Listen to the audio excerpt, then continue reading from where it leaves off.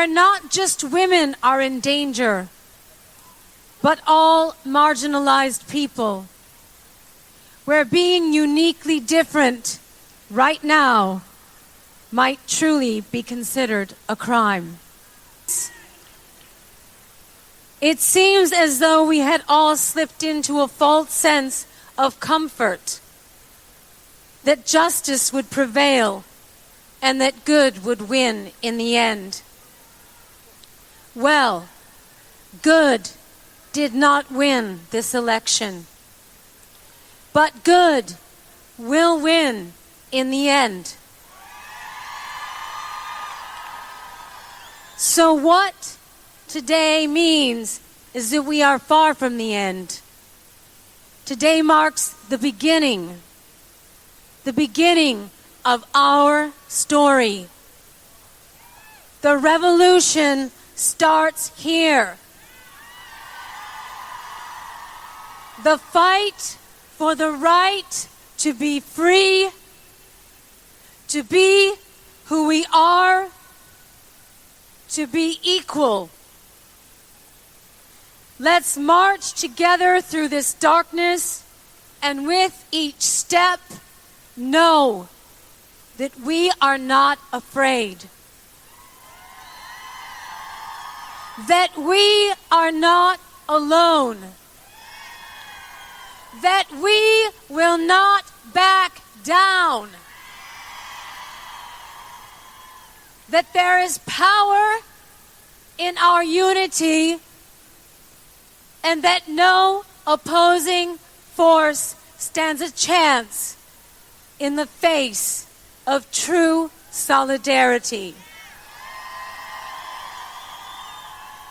And to our detractors that insist that this march will never add up to anything, Boston Red here with Friday Java, a weekly magazine of political theory, polling, and commentary. It is part of the history called people that make up this fascinating journey. We are part of the Obama network. For that, we make no apologies. What we pledge to do is give you the facts on a bridge to history. What body politics is, the most up-to-date theories of political science and psephology. Stay tuned for this incredible ride. Boston Red, peace out. On November the 1st, 2019.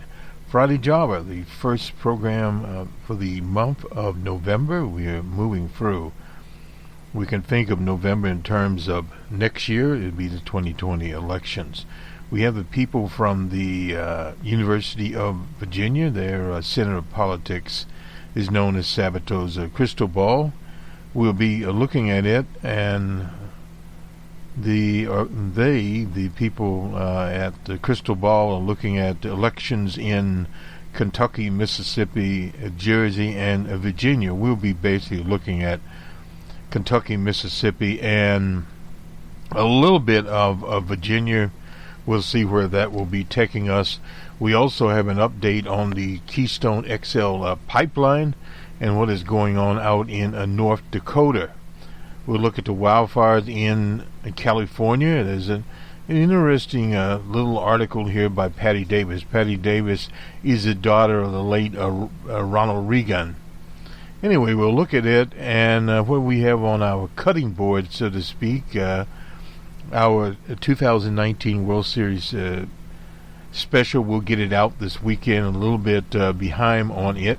And also Bernie in the Motor City, that happened last week, and also his kickoff in Queens, New York. We'll bring that together. We're merging those two presentations together and some polling.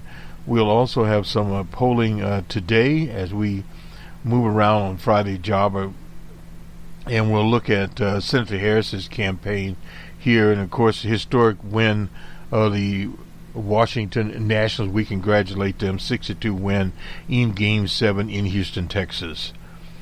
That is a part of the sport and parcel of the sport, and we'll go deep dive into that on our World Series special. And let's see what else we have here on the cutting table. Well, that's basically today. We also have our financial program known as the Numbers Man, that showed us our macroeconomics program on WBRN Radio and the Boston Red Network. Incidentally, there were more jobs created than had been forecast by many people. We'll talk about that. What does it mean? The rate of redundancies or unemployment's up, I think, 1/10 of a point. Doesn't mean anything if it's 3.6, 3.5, 3.7. That means very, very little.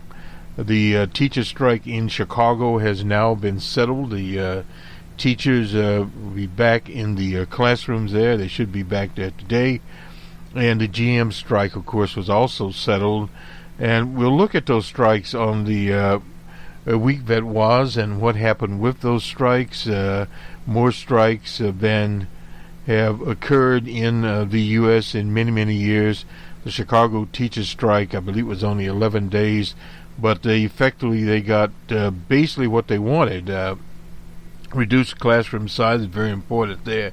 There was a little glitch in the number of days that would be made up. That translates into teachers being paid 5 days instead of 11 days.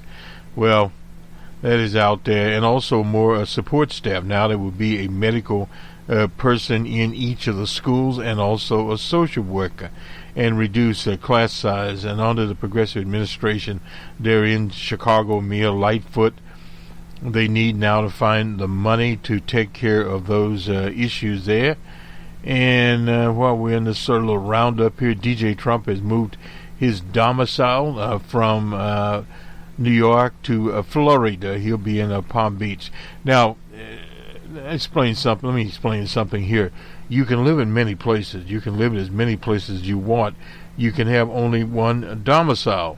So if you have a house or whatever, say in New York, New Jersey, and another house in California, in Florida, you can choose one for your domicile. That will be the place where you would conduct your voting and for your taxation. And of course, that would be very important for DJ Trump. The rules are totally different in Florida than in New York. He'll pay less taxes. But a big question is here, given the impeachment situation, which has been formalized in terms of now they have a procedure. They do not have articles of impeachment, so we won't spend very much time on that, but they do have a format. It will be handled basically by the House Judiciary Committee, and some of the work is parceled out to other committees, and it will allow certain basic standards of civil procedure there. The Republicans will be able at some point to cross-examine witnesses, and some of the testimony will be made public, and there'll be, of course, what we call live hearings or public hearings going forward here. And once all of that is concluded, in other words, the witnesses are deposed, we'll call it deposed or questioned or whatever.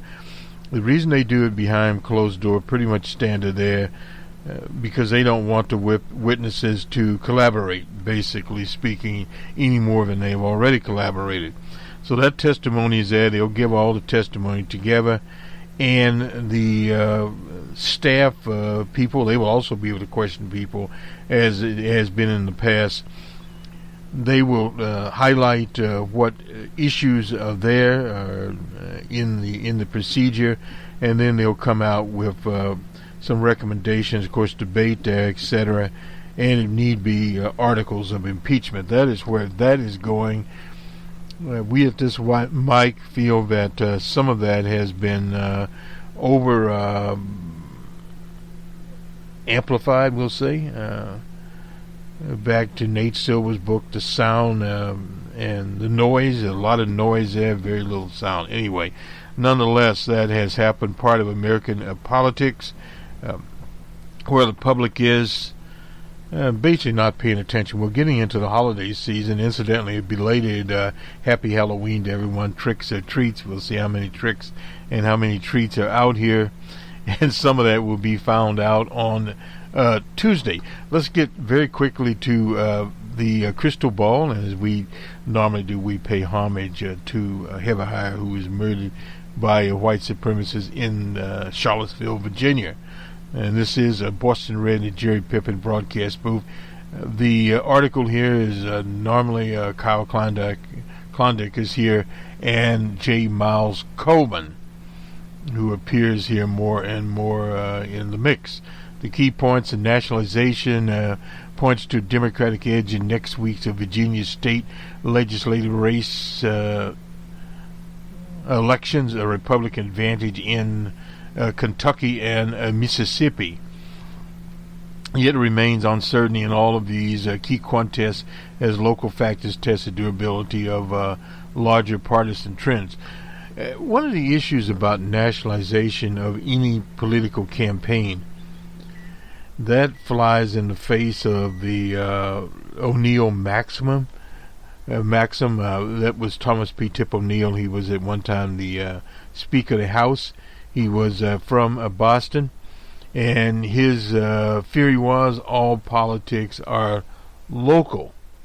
Now, or in this case, statewide, how much that will play into it, particularly in Mississippi. We'll get to that particular situation. Look over here at my voice range here.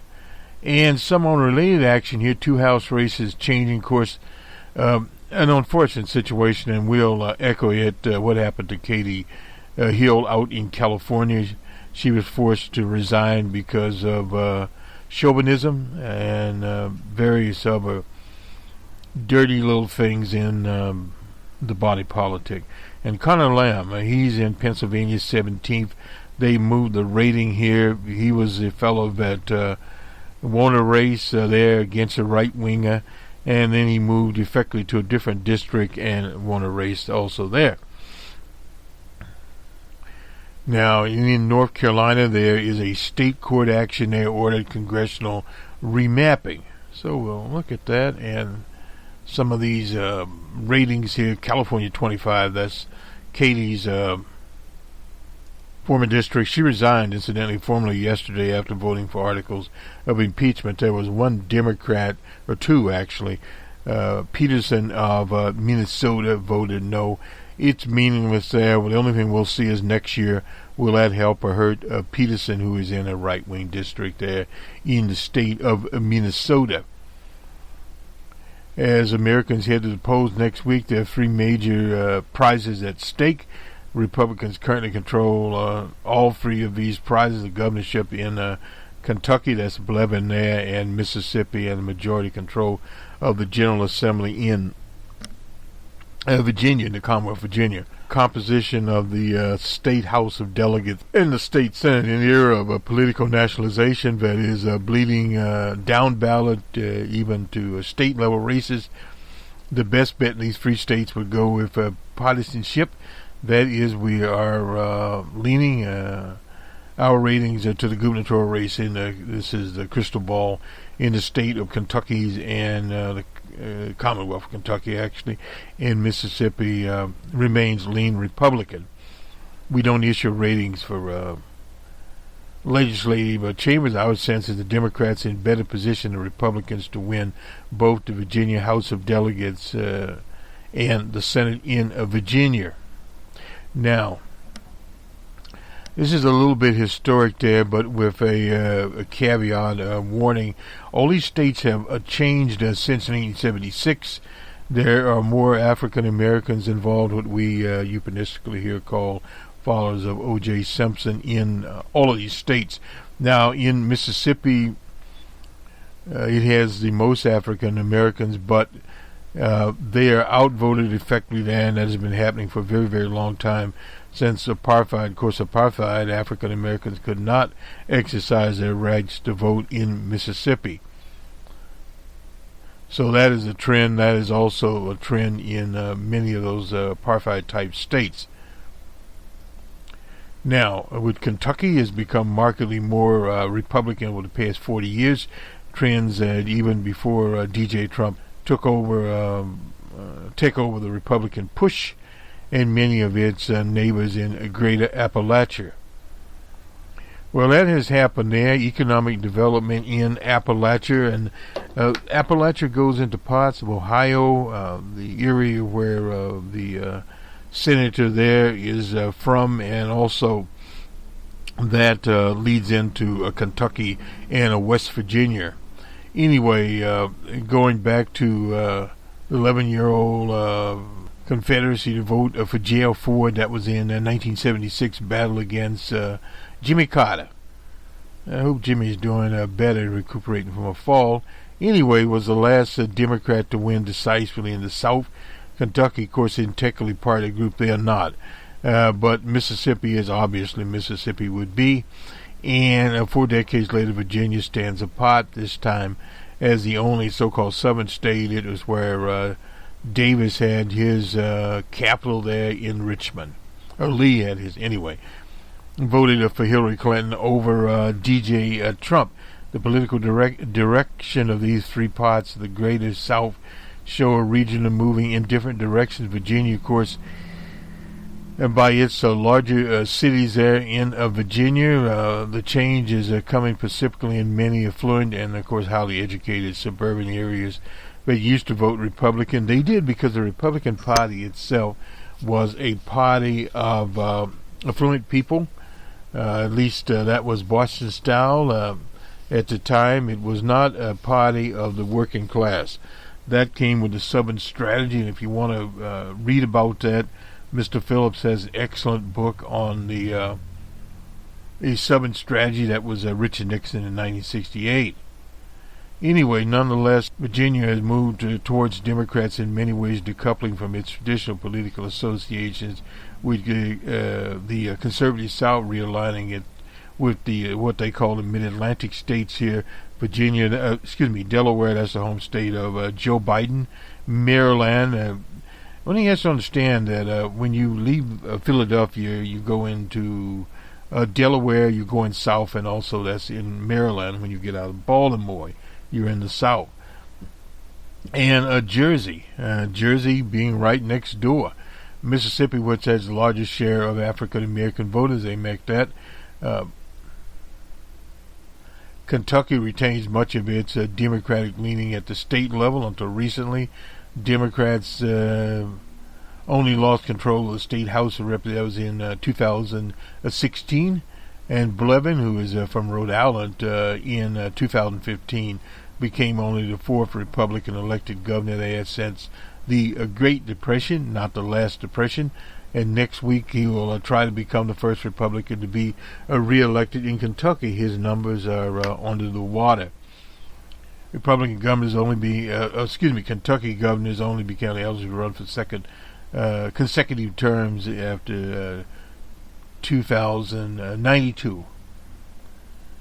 Let's see, the signs of political nationalization all over us. In 2016, every state with a Senate race voted for the same party, and for the president and for Senate, less than 10% of the 435 House representatives voted for a different party for the House. That's in 2018, and president in 2016, continuing a trend of ticket conformity, more similar to a century ago than a decade or two ago.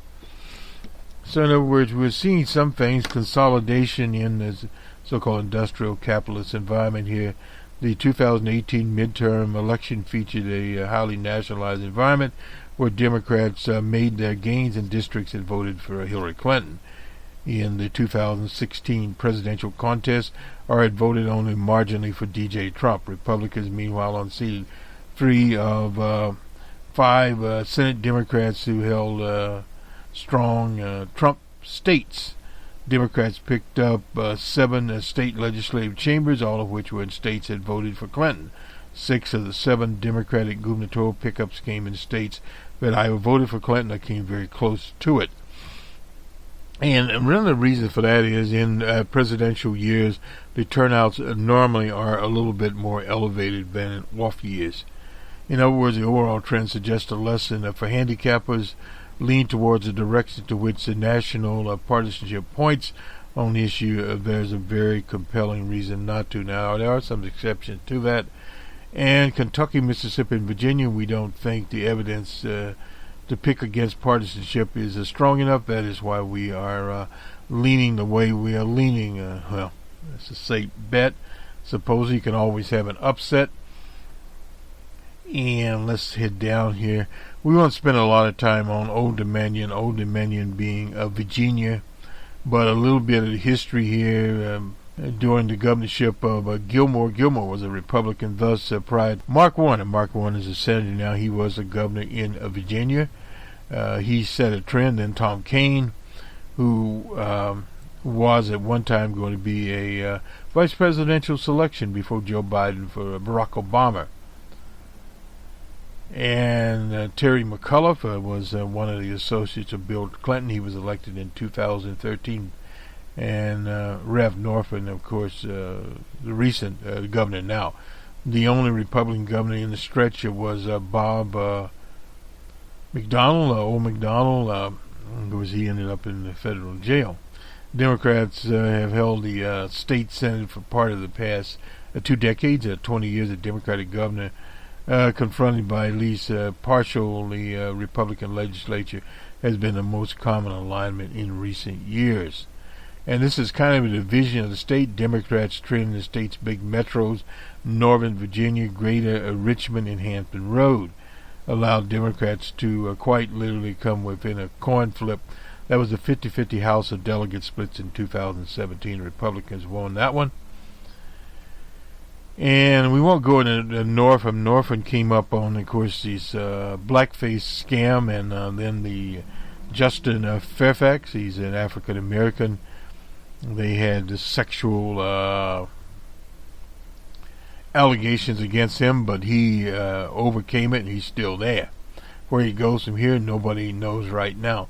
Anyway, this is a little bit of what Terry McAuliffe did. He won statewide by 2.5%, and a year later, Senator Mark Warner carried it by 2 points, while winning a point in the statewide election. Hillary Clinton won it by a dozen points. Now, these are some of these districts here. This is Senate District 10. Doesn't mean as much. But statewide, she won by, 5 points. All 3 members of the Democratic statewide ticket carried the district. This is District 10 in 2017.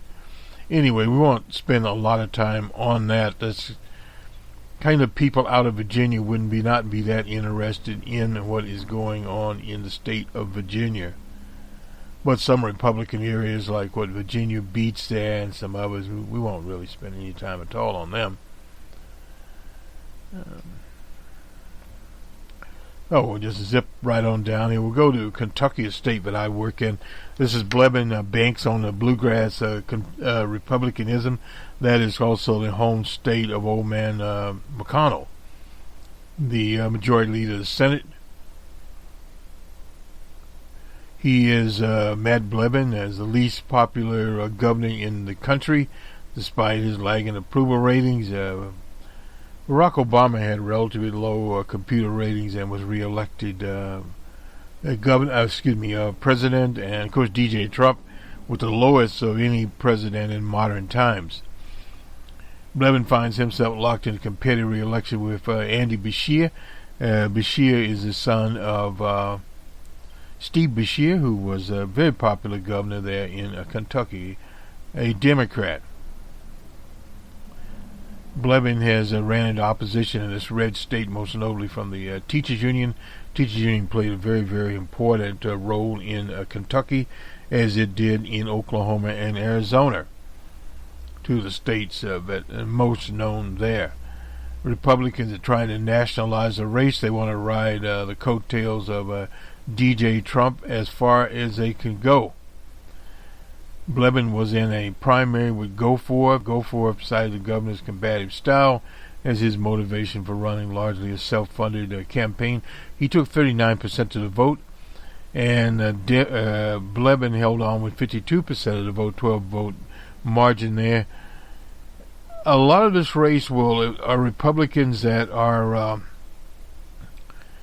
tired of Blevin. Will they vote the party or not vote? It'd be interesting to see right there.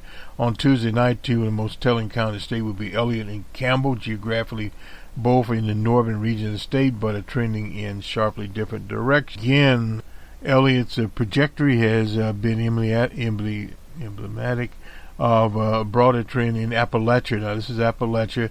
This would be the parts of Kentucky that border Cincinnati, which has been trending a Democrat. Established in 1869, it began voting in presidential elections in 1872. For the next 140 years, it voted exclusively for Democrats, often by overwhelming margins. In 2018, it was President Obama's best county in the Commonwealth, giving him 61% of the vote. By 2012, although Obama held Elliott with just 49%, plurality in 2016, Elliott County long Democratic streak abruptly ended. It gave D.J. Trump 70%. Senator Rocky Akins, and we remember Senator Aiken from Fancy Farm, who was edged out in the primary, hails from Elliott County, his Barnstorm, the area with Andy Beshear. In 2015, Blevin lost the county by 17%, and Beshear, can significantly expand his margin. It would be indicative that Atkins was an effective surrogate in eastern Kentucky. While Elliott County is known for historical loyalty to Democrats, given the trend in the region, Beshear could still compete without it. He may have to. The scenario played out next door in West Virginia last year. In this close re-election, Joe Meacham, that's in West Virginia, leaned on the most populous counties in the state while losing a few rural counties where he is routinely overperformed, in his early career. He was the governor, incidentally, of West Virginia. He took the seat of the legendary senator there in West Virginia. Anyway, aside from the two large cities, Louisville, the hometown of Muhammad Ali, and Lexington, the surrounding area, Kentucky, largest contingency of Hillary Clinton Republicans may be in three of the northernmost counties. That's Campbell, Kenton, and Boone. The trio is located just south of Hamilton County, Ohio. Now that is Cincinnati. These three eastmost counties, Campbell seems the likeliest to vote a Democratic next week. So this is some of what is going on here in these various counties. Blevin in 2015, it was 53 to 44 that he won over the then Attorney General Conway. Conway was ahead in the polls. Conway often polled at 45% or less. Now, the undecided decided against Conway. Unfortunately, Conway took roughly 45%, while the undecided broke almost uniformly for Blevin. And Blevin, incidentally, had run against old McConnell before as an independent candidate, and that was kind of interesting formation. He was at Fancy Farm. We cover Fancy Farm virtually every year. We have covered it live. This year we had covered it late, but nonetheless you can find it. Boston Red Network. On to Mississippi, Jim Hood. He's the Attorney General of Mississippi.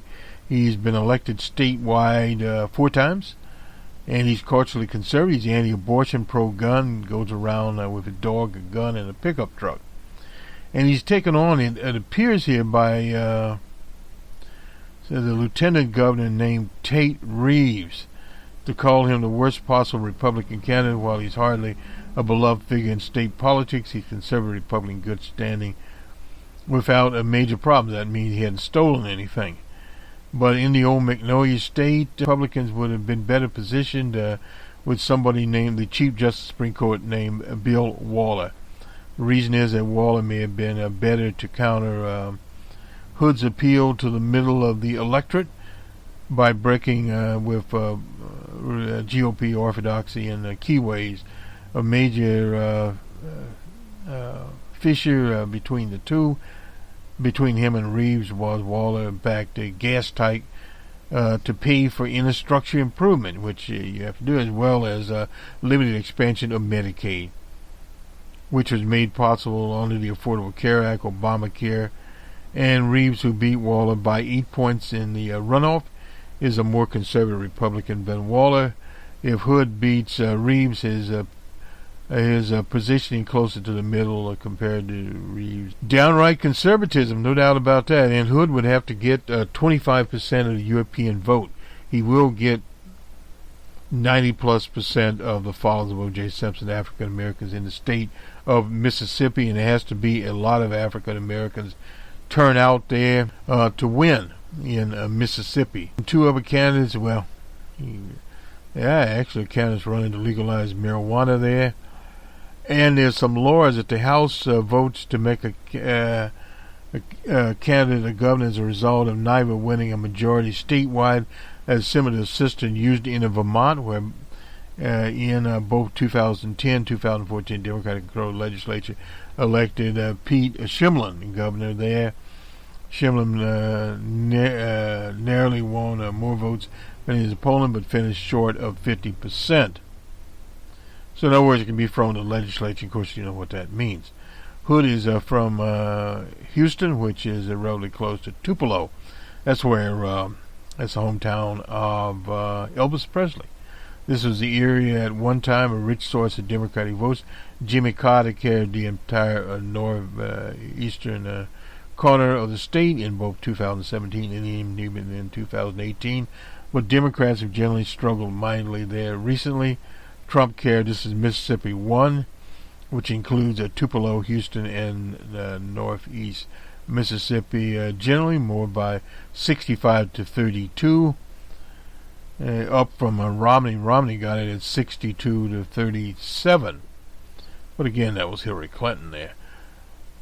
However, when Hood won re-election as Jim Hood in his fourth in 2015, he did well in the Northeast. That's where he's from, incidentally. Compared to his 10-point statewide victory, the 10-point statewide victory to the 2018 special election that was between Cindy Hyde-Smith and Mike Espy. Smith won over Espy by 7 points. Not a lot in Mississippi, but that does mean there are a lot of followers of O.J. Simpson in that area. Note that Hood ran ahead of Espy's is showing almost everywhere, but especially in his home region. He's from that area, and they know him in that area.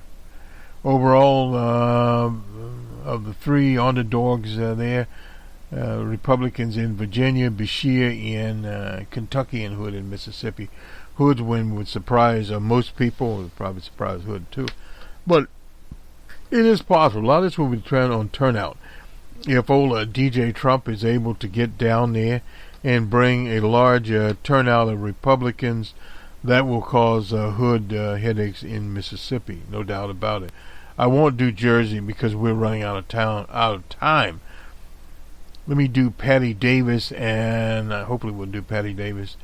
My father's library she's writing incidentally in the Washington Post. We have a special incidentally on the wildfires in California called The Fire This Time on our network here. This is Patty Davis writing here. She's a daughter of Ronald Reagan. Anyway, as I write this, thousands of people a few miles from me are still evacuating because of the Getty fire, which erupted in the pre-dawn hours. Monday, a new fire this morning in Simi Valley is encircling the Ronald Reagan Library. In Northern California, we have the Kincaid fire up there, has burned 70,000 acres. People have lost their homes, their lives at risk, and loss of wildlife is incalculable. And several other fires are burning. I grew up here. I'm not a stranger to fires, although in recent years they've become apocalyptic, and we hear that term apocalyptic being bantered around very freely. When I was a child, my parents owned a ranch inland from Malibu. There were years when wildfires would scorch part of it. Fields reduced to ashes would stand in stark contrast to groves of oak trees and grassy hills that had remained untouched. My father took me out to one of those burned fields after the fire and showed me how green shoots were popping up through the ashes and the dust. Life always finds its way back. In 1961, when Bel Air fire ignited and quickly got out of control, my school was evacuated, shortly before it was burned to the ground. I remember driving away in the school bus and looking out the back window as a wall of flames that moved closer. We almost had to evacuate our house that night. My parents had stayed awoke with the cars parked, keeping an eye on TV reports and the plumes of smoke over the hill. Now this morning I'm watching television as flames climb towards the library that holds my father's life story, the place where my parents are buried. But this year's devastation of fires in California was not always the norm. Life has changed here, the climate for one thing, and I miss how the state once was. Scientists are cautious about attributing any weather event solely to climate change, but if I wonder if California of my childhood is gone for good. We used to have winters when it would rain for days and days. There would be thunderstorms at night that would sometimes last for an hour. My brother and I would climb to our parents' bed along with the dog and hide under the covers. Claps of thunder rattled the windows. After the rains, the hillsides were so green that they would look like paintings. The grasses grew long and rippled in the wind and so forth. We have a version of autumn too, not as spectacular as back east, but we have crisp breeze and chilly nights. The Santa Ana winds would come, but they didn't last for long, and there was never a time when it seemed like half the state was on fire. It would rain sometimes in the summer, and there would be weeks in June when fog drifted in from the ocean to blanket Los Angeles. Neither of these were dependent on patterns now. California is, of course, not the only region that's being affected by climate change.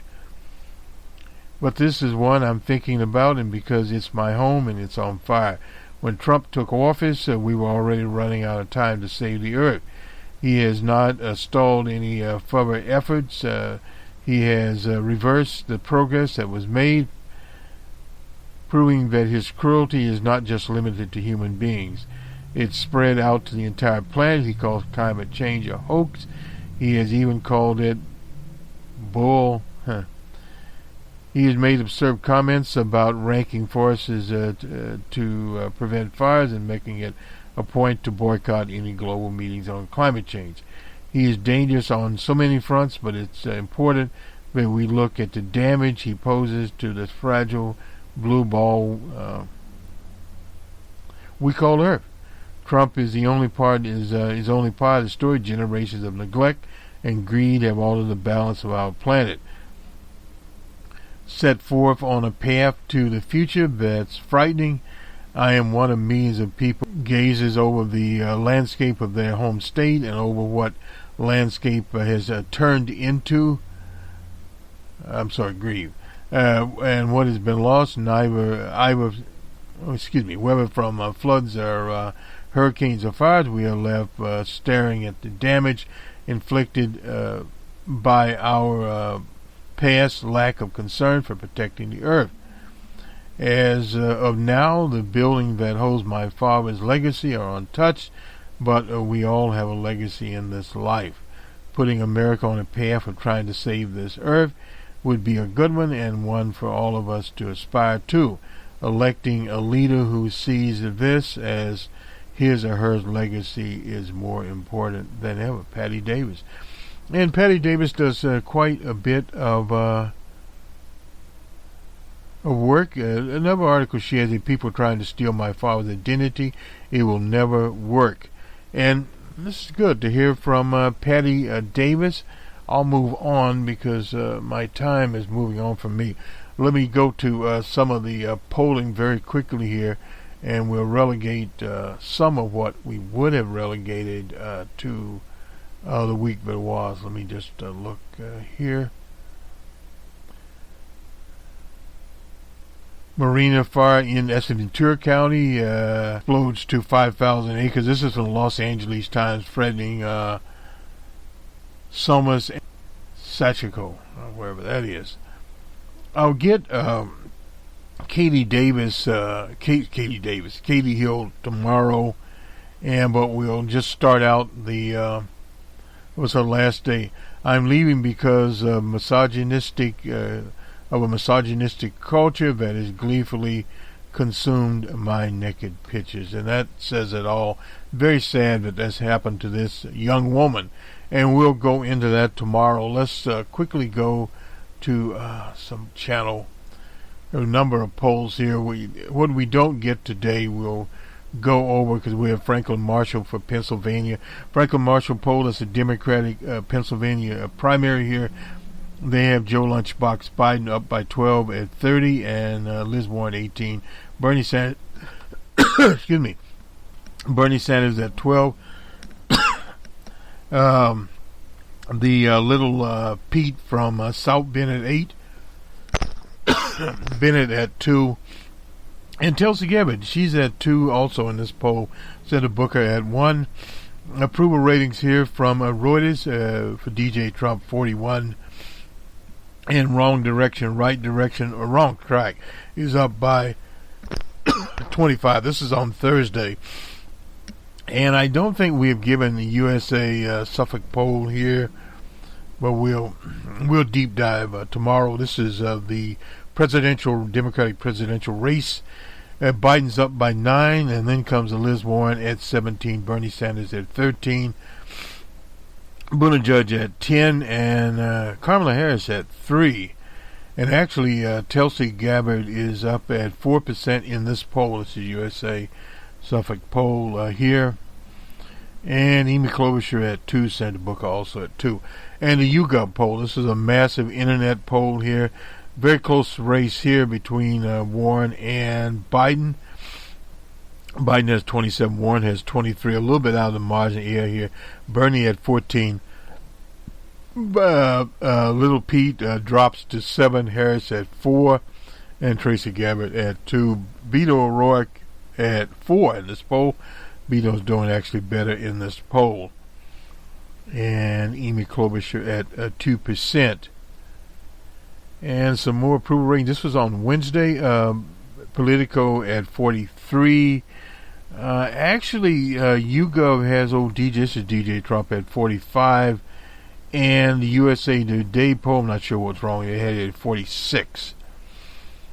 And the congressional ballot from USA Today has it tied up Republican Democrats. Economist YouGov, Democrats ahead by 6. It doesn't mean very much at this point in time. So that is that part of the polling. I don't know if we're going to have much time to dive into these polls. This is USA Today. This is Suffolk University poll finds that his margin over Liz Warren has been slashed in half. They're talking about Joe Lunchbox Biden, and most Democratic voters say they could still change their mind. This is one of the key points to take away. He was backed 1 year before Election Day and 96 days before Iowa caucuses.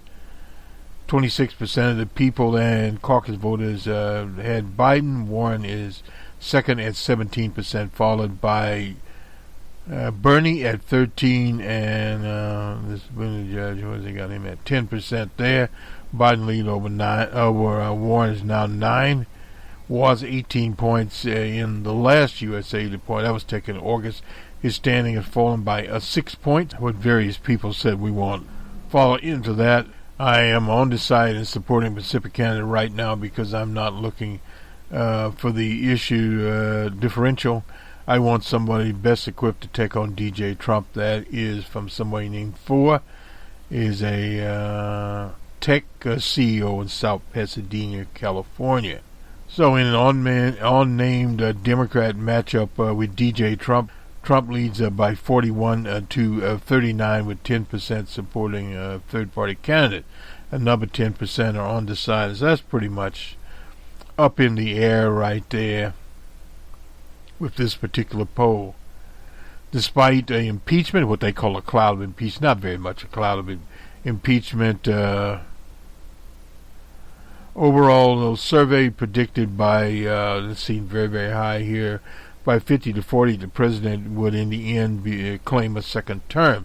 Trump has done a lot of things he has set out to do. That's John Sackhoff, a farmer and political independent from Osseo, Iowa. No wonder. Okay. He needs to keep his hands off a tweeter. Well, anyway, that. You see these here, his writing was, 46% approval, disapprove there. That's kind of out. 43% support Democratic candidate in that district, 42 the Republicans. I don't tell you very much there. That kind of brings home what was going on there. Biden, Warren, Sanders, and now Buttigieg, whose standing rose 4 points from August. They're followed by Tulsi Gabbard. She had 4%, up from less than 1%. I suppose Hillary helped her out. Kamala Harris also at 3%, dropped 3 points. Amy Klobuchar had a strong performance in the debate. It was at 2%, not a big number, but better than in August when she registered no support. That was in this one, but she's always had more support than that.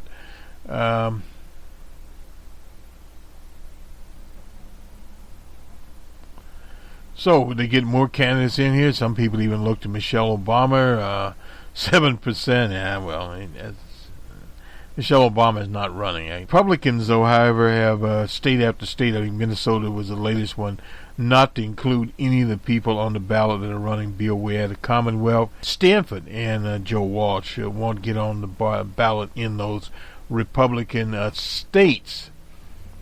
Now let's see as we run along here. I think, we'll just call it quits here. Nonetheless, we'll see you on the week that was tomorrow night. Oh, let me include the Keystone Pipeline, and we'll start exploring it. Leaks 383,000 gallons of oil in the second biggest spill in 2 years. This is from the Washington Post. But we'll have more coverage locally here on the Keystone. This is from KFYR-TV in Bismarck, North Dakota. TC Energy's Keystone Pipeline estimated that 383,000 gallons, that's 1.4 million liters of oil in the northeast North Dakota region. From the state regulators there, Carl Rockman, North Dakota Water Control Division Director. Crews shut down the pipeline carries tar sand from Canada. The Calgary,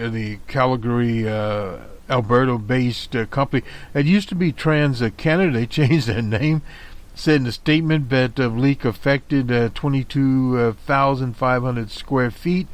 That is 0.3 square meters of land near Edinburgh in Walsh County. Excuse me. The company and regulators said the cause was being investigated. Our emergency response team contained the impact area, and the oil has not migrated beyond the immediately affected area. North Dakota regulators were notified late Tuesday night of the leak. Rockman said some wetlands were affected, but not sources of drinking water, at least is what they say. Crude began flowing through the $5.2 billion pipeline that was in 2011, designed to carry crude oil from Saskatchewan and Manitoba through North Dakota, South Dakota to Nebraska, Kansas, Missouri, to refineries in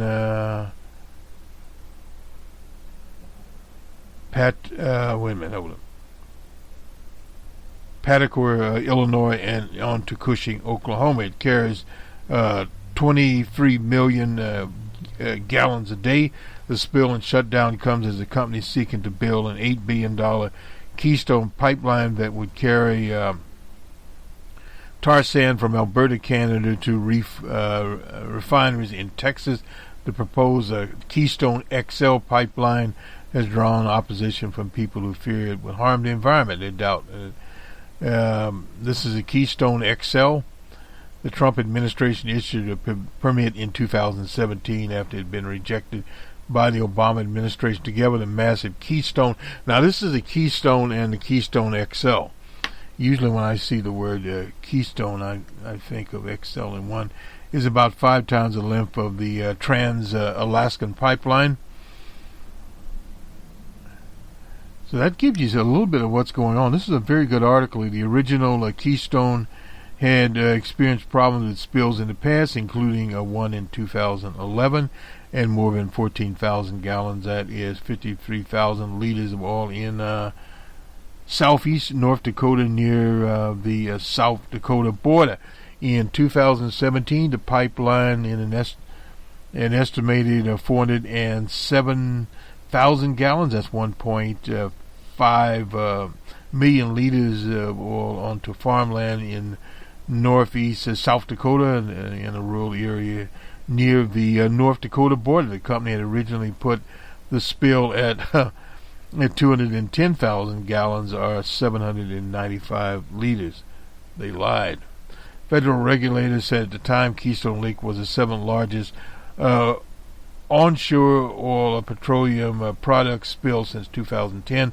North Dakota's biggest spill and one of the largest onshore spills in American history came in U.S. history came in 2013 when 840,000 gallons, that would be 3.1 million liters, spilled from the Tuscarora pipeline in the northwestern part of the state. The company spent 5 years and $100 million just to clean that up. The Sierra Club said in the latest spill was an example of why Keystone XL should not be built. We have not yet we don't know the extent of the damage from the latest tar sand spill, but we do know that this is not the first time the pipeline has spilled toxic tar sand, and it won't be the last. That is from their thing. We'll have more on this tomorrow night. Anyway, this will do it for us. This is Boston Red in the Jerry Pippin broadcast booth on the first day of November 2019. Again, congratulations to the Washington Nationals baseball team, the world champions in 2019, after defeating 6-2 the Houston Astros, the winningest team in baseball, on Wednesday night in Houston, Texas. Have a good weekend, everyone. We'll talk to you on the week that was, and we'll also have This Week in Economics and talk about the current GDP figures. We have those out. We have the jobs figures. We've got it all. We've got some interesting data here. Incidentally, Brexit has been extended in the UK 31st of January 2020. Snap elections will be called in December, that is in the UK. And millions of people have been out and about in Chile, in Iran, in Iraq, in Baghdad area. Protesters out there, 20 plus have been killed. The prime minister will be, as they say, ousted. All over the world, the people in the streets.